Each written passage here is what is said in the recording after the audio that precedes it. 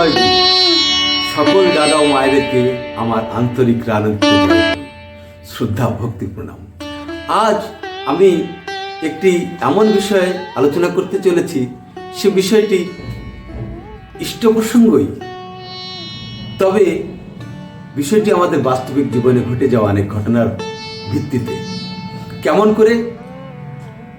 আজ এই সংসারে এমন কোনো মানুষ নেই যাদের গাড়ি ঘোড়া নেই। কিছু না থাকলেও মোটরসাইকেল তো একটা প্রায় আছে, সাইকেল থাকুক বা না থাকুক। তো জীবনে দেখা যায় আমরা গাড়ি চালাতে চালাতে এমন কোনো গাড়ি নেই যে যার কোনোক্ষণ পাংচার হয় না। তো এর মধ্যে আমার মোটরসাইকেলের একটি পাংচার হলো। কেমনভাবে? এটা বলার একটা উদ্দেশ্য আছে, আপনারা একটু ধ্যানপূর্বক শুনবেন।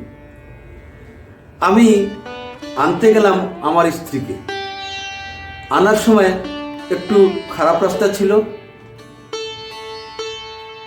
চলে আসলাম তাড়াহুড়ো করে, কাজ ছিল তাই, সে কাজের পূর্বেই পৌঁছাতে হবে তাই। তাকে নিয়ে আসলাম, সে একটা ট্রেনিংয়ে গিয়েছিল। নিয়ে এসে গাড়িটি রেখে দিলাম ঘরের সামনে। রেখে দিয়ে পুনরায় কাজে নিবৃত্ত হলাম, কাজে নিযুক্ত হলাম। কাজ করে টরে যখন গাড়িটি ঘরে উঠাবো, দেখি পিছের টায়ারে পাংচার, হাওয়া নেই একদম। তারপর দিন সকালে, তখন তো আর পাংচার বানাবার মানুষ যারা, দোকান যারা, সেগুলি বন্ধ ছিল। তাই তার পরের দিন ঠিক সময়ের পূর্বে গিয়ে পাংচারটি বানাতে গেলাম। সে টায়ার খুলে দেখলো একটি পাংচার হয়েছে। সে সেটাকে মেরামত করে দিল, বানিয়ে দিল। চলে আসলাম। চলে আসার একদিন পর দেখি আবার হাওয়া কম। তখন কি করি? সমস্যায় পড়ে গেলাম। তখন আবার গেলাম, সেখানে গিয়ে হাওয়া মেরে নিলাম। হাওয়া মেরে নিয়ে আসলাম। আসার পর 2-4 ঘন্টা পরে দেখি আবার হাওয়া কম। এবার তারপর দিন যখন ট্রেনিংয়ে আমার মিসেস পৌঁছাতে যাব, দেখি হাওয়া কম। তখন কেমন ঘরের মধ্যে একটা ছোট পাম্প ছিল, সেটা দিয়ে পায়ে মেরে নিয়ে গেলাম। তারপর সেখানে রাস্তায় একজন পাংচার বানানো ব্যক্তিকে দেখালাম। সে দেখে বলে, এখানে তো পাংচার নেই, এটা তো পাংচার নেই, তাহলে চোরা পাংচার হয়েছে। চোরা পাংচার? তাহলে চোরা পাংচারটা কিভাবে ধরা যাবে? সে বলছে যে যদি বেশি পাম্প দিই টায়ার ছাড়া, তাহলে টায়ার টিউব ফেটে যাবে। এর থেকে ভালো টিউবটাকে বদলাতে হবে, এর পরিণতি। আমি তখন নিজে নিজে চিন্তা করলাম, টিউবটাকে কি করে না বদলে ঠিক করা যায়। আমি বললাম, ঠিক আছে, আজকে তুমি হাওয়া মেরে দাও, পরে দেখব। তো আমি কি করলাম, হাওয়া মেরে নিয়ে চলে গেলাম। আর বললাম, যদি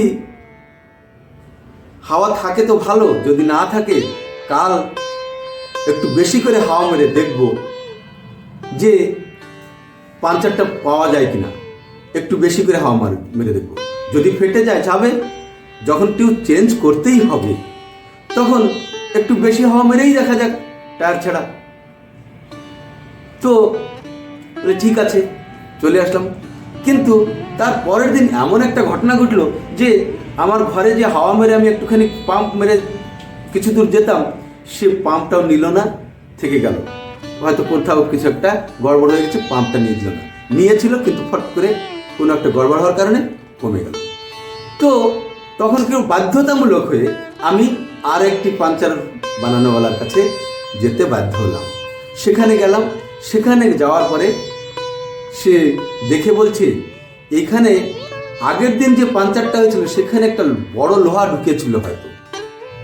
যে লোহাটা এপাশ থেকে ঢুকে ওপাশেও একটুখানি আঘাত করেছিল, ক্ষত হয়েছিল। যে ক্ষতস্থানটা ধীরে ধীরে ধীরে ধীরে ওটা চোরা পাংচারে পরিণত হয়ে গেছে। হাওয়া বেরোচ্ছিল, কিন্তু ধরা যাচ্ছিল না। কিন্তু আজকে সেটা ধরা যাবে।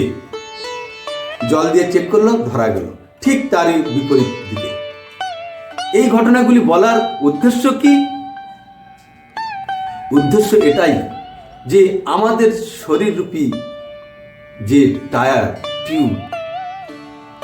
টিউব আছে, তার চারিপাশে টায়ার আছে। এই রক্ত মাংস শরীর, হৃৎপিণ্ড, কিডনি যা কিছু আছে একে আবরণ করে রেখেছে টায়ার, অর্থাৎ আমাদের চর্ম, আমাদের অস্থি মজ্জা ইত্যাদি।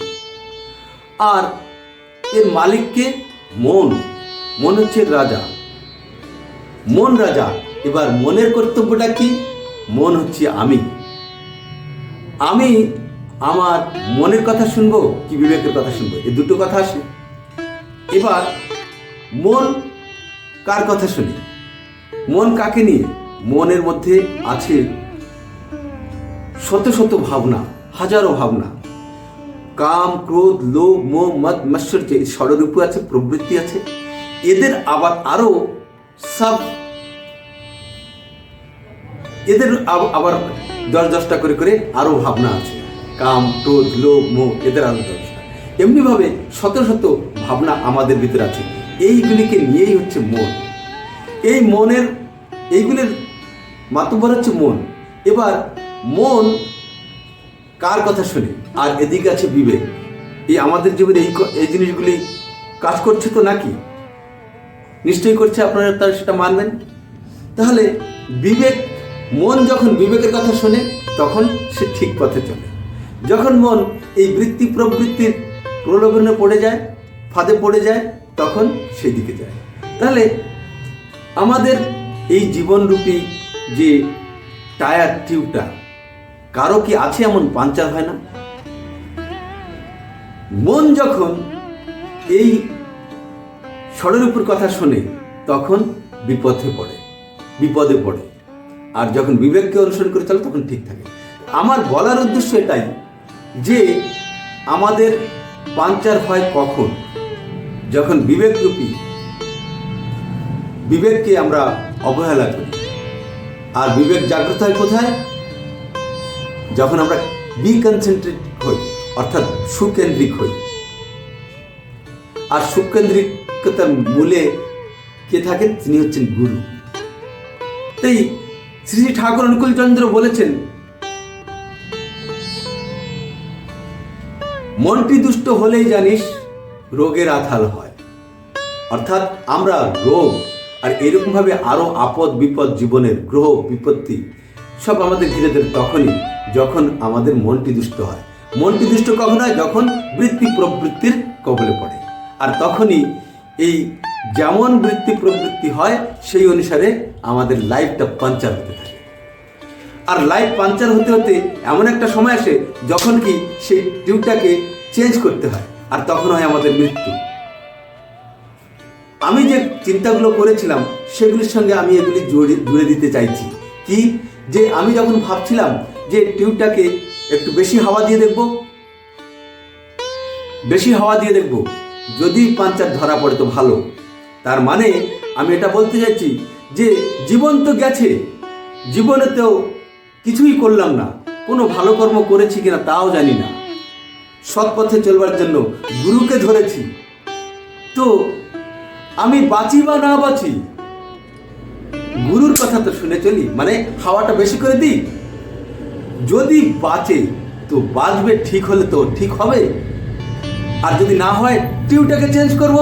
আমার এই শরীর, জীবন ধারক শরীরটাকে চেঞ্জ করে দেব। কিন্তু মালিক তো আছেনই, তিনি বুঝবেন।